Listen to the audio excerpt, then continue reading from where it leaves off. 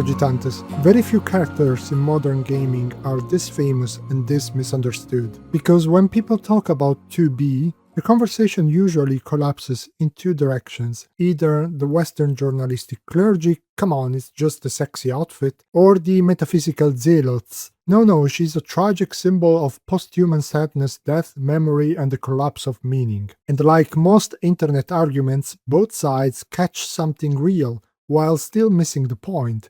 So today I want to start somewhere simpler. The clothes. Not the endings, not the lore, not the existential breakdown, the clothes. Because 2B's outfit is doing much more work than people think. A useful way in is Catherine Hardy Bernal's essay on Gothic and Lolita fashion. Her core point is simple. Lolita is not just clothing. It is a performed identity. It is built through posture, self-presentation, images, discipline. And before somebody says, I'm forcing the label, no, Japanese game culture uses the term openly. Gothic Lolita is already a real category in Japanese pop media, game descriptions, DLC naming, character branding, and merchandise culture. Which is exactly why 2B is so interesting. Because Nier Automata takes that grammar, dollhood, elegance, mourning, distance, discipline, and fuses it with military control, combat motion, and global image culture. That is where the design becomes much more interesting. Number 1. The silhouette comes first. Gothic Lolita begins with silhouette. The fitted waist, the flared skirt, the lace, the symmetry, the fact that it looks beautiful before it looks useful. That matters because the scholarship often describes the style through its lack of practicality. In other words, this is not a body built to function, it is a body built to appear. She is designed around controlled form, not realism. Number 2, she is not a maid. People get this wrong all the time. 2B is not a maid. Yes, I know, black and white, lace, decorative headpiece.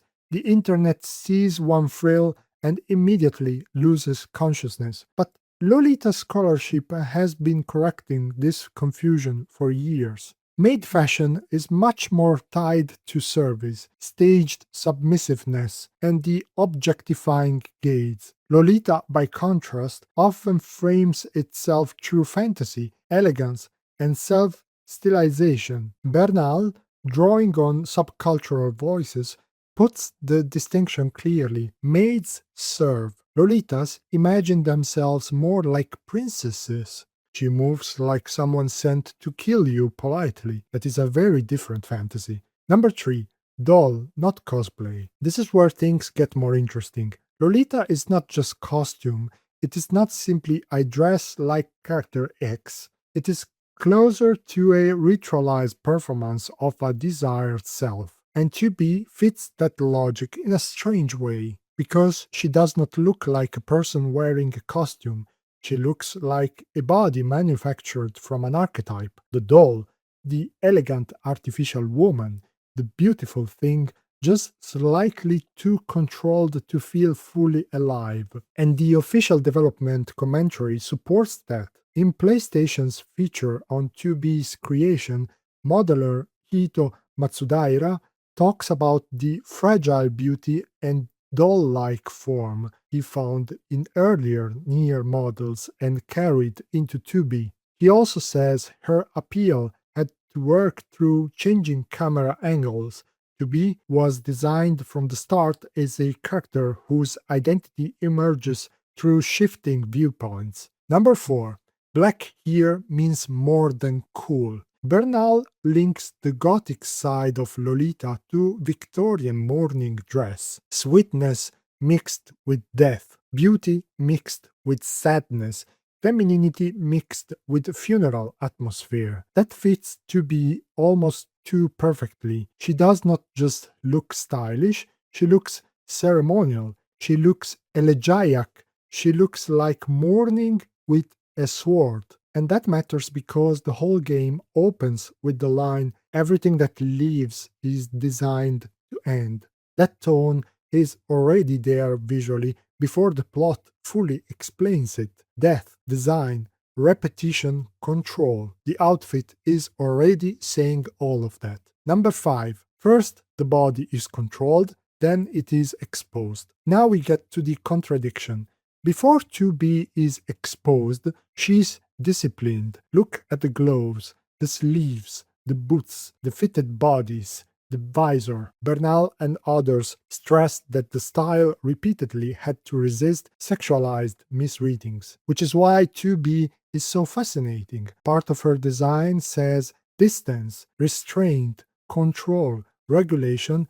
Another part says heels, cutouts, tight exposure, spectacle. So the outfit is split, and that is exactly why it stays in your head. It is built out of contradiction. Number 6. The visor turns elegance into protocol. This is one of the smartest details in the whole design. Traditional Lolita styling frames the face through lace, bows, headpieces, ornament. 2B's visor does something similar but colder. It still frames the face, but now it also restricts it, standardizes it, regulates it, and that fits perfectly with one of the earliest moments in the game when 9S starts opening up. 2B cuts him off. Emotions are prohibited. Then, a moment later, stop calling me ma'am, it's unnecessary. Those are tiny lines, but they tell you everything. The body is elegant, yes,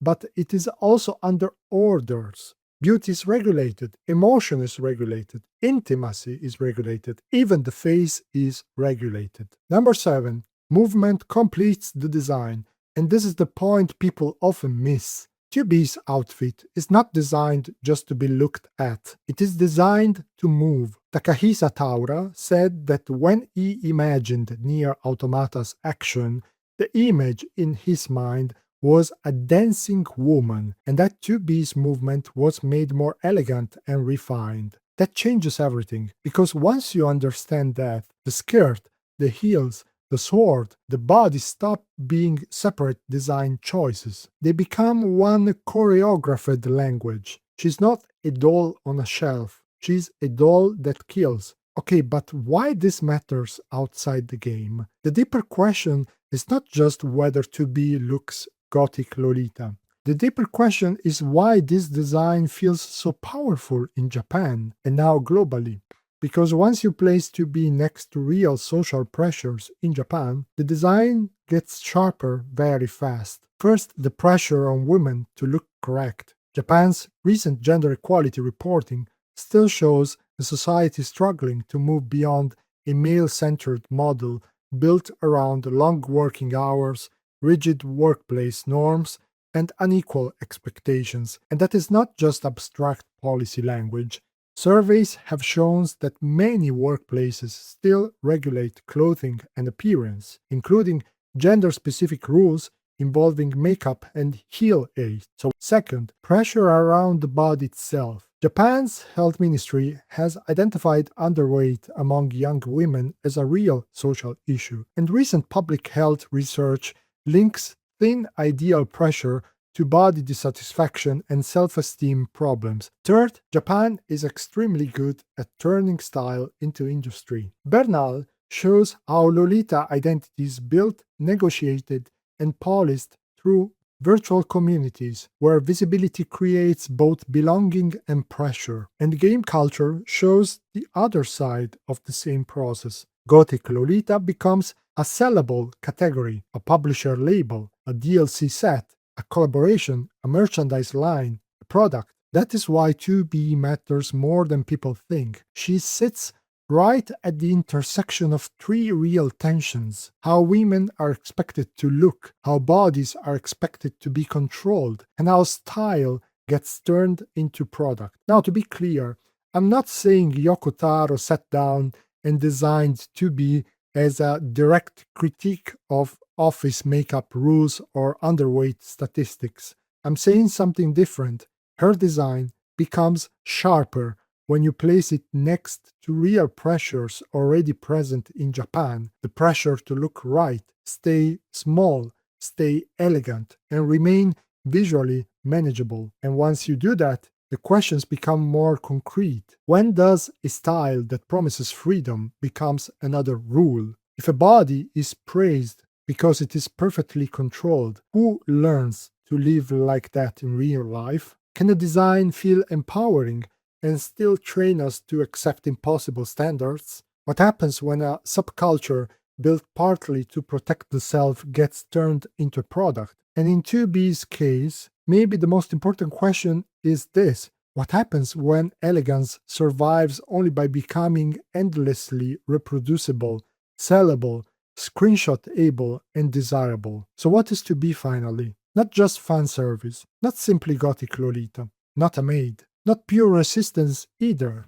She is what happens when aristocratic fantasy, dull aesthetics, mourning fashion, military control, and digital image culture all collide in one body. And this is why she lasts, because beneath the black dress, the visor, the heels, the sword, and the internet's almost heroic inability to look above the tight line, there is a bigger problem. Maybe 2B hits so hard because she never solves it. She just wears it beautifully. So let me leave you with one final question. When a character becomes unforgettable because she's so perfectly designed, perfectly controlled, perfectly visible, what does that say about the way we now imagine identity itself? Happy thinking.